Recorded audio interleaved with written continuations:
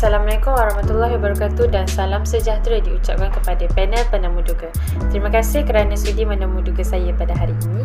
Pertama sekali, nama saya ialah Nufara Farisha, berasal dari Melaka dan baru sahaja menamatkan pengajian ijazah sarjana muda sains lulusan Universiti Kebangsaan Malaysia pada tahun 2023. Saya berumur 24 tahun dan juga masih bujang.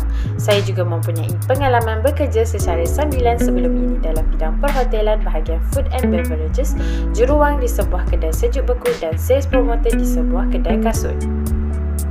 Semasa belajar, saya pernah terlibat dengan pelbagai program di peringkat fakulti dan kolej kediaman seperti kelab scuba, sekretariat kebajikan dan kaunseling serta menjawat beberapa jawatan dalam kelab yang saya sertai. Saya juga mahir menggunakan Microsoft Excel, RStudio dan asas programming C++. Saya juga amat mahir untuk bercakap di hadapan khalayak ramai. Terima kasih.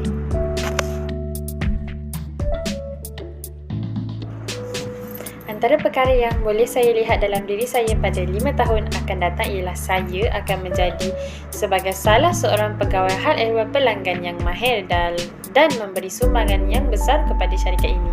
Saya juga mengharapkan saya akan menjadi salah seorang ahli yang tertinggi dalam syarikat ini supaya dapat mengembangkan hubungan yang erat bersama klien dan menjadikan syarikat ini sebagai syarikat perbankan nombor 1 di Malaysia. Terima kasih.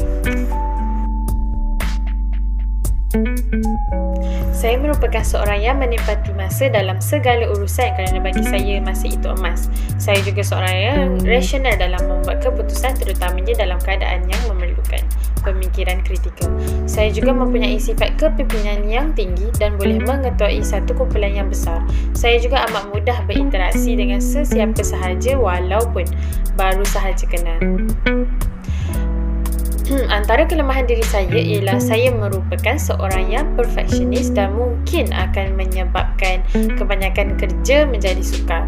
Saya juga hanya fokus pada satu kerja dalam satu masa dan sukar untuk membuat kerja yang lain pada masa yang sama. Maka saya akan memastikan kerja saya siap dalam masa yang ditetapkan agar saya dapat membuat kerja yang seterusnya pula. Terima kasih. Berkenaan dengan soal gaji, saya serahkan kepada pihak tuan untuk menentukannya berdasarkan pengalaman dan kemahiran yang saya miliki. Namun demikian, saya mengharapkan tangga gaji yang saya terima dalam anggaran RM1,200 Malaysia ke atas kerana itu merupakan gaji minimum yang ditetapkan oleh Kerajaan Malaysia. Fokus saya kini adalah untuk memberikan khidmat yang terbaik untuk syarikat ini. Terima kasih. Berkenaan dengan sumbangan kepada syarikat ini, sudah semestinya saya akan memberi sepenuh usaha dan tenaga sebagai pegawai hal ehwal pelanggan. Saya juga akan memastikan pelanggan mendapat maklumat yang cukup dan meyakinkan mereka untuk sentiasa berurusan dengan syarikat ini. Saya juga akan memperkenalkan sistem yang lebih efisien kepada semua ahli syarikat ini demi kemajuan syarikat ini. Terima kasih.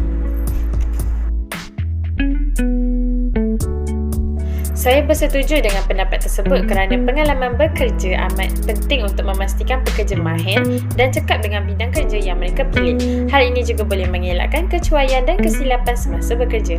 Pengalaman juga dapat mewujudkan perasaan tenang ketika berhadapan dengan situasi yang mencabar.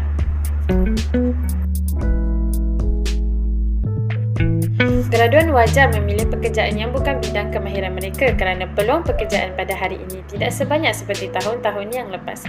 Walaupun pekerjaan yang ditawarkan bertentangan dengan minat dan bidang kemahiran kita, namun pekerjaan itu mampu memberi hasil pendapatan kepada kita dan mengelakkan pengangguran berlaku. Di samping itu, para graduan juga dapat menimba ilmu dan pengalaman baru sebagai persediaan dalam mencari kerjaya yang diidamkan. Terima kasih.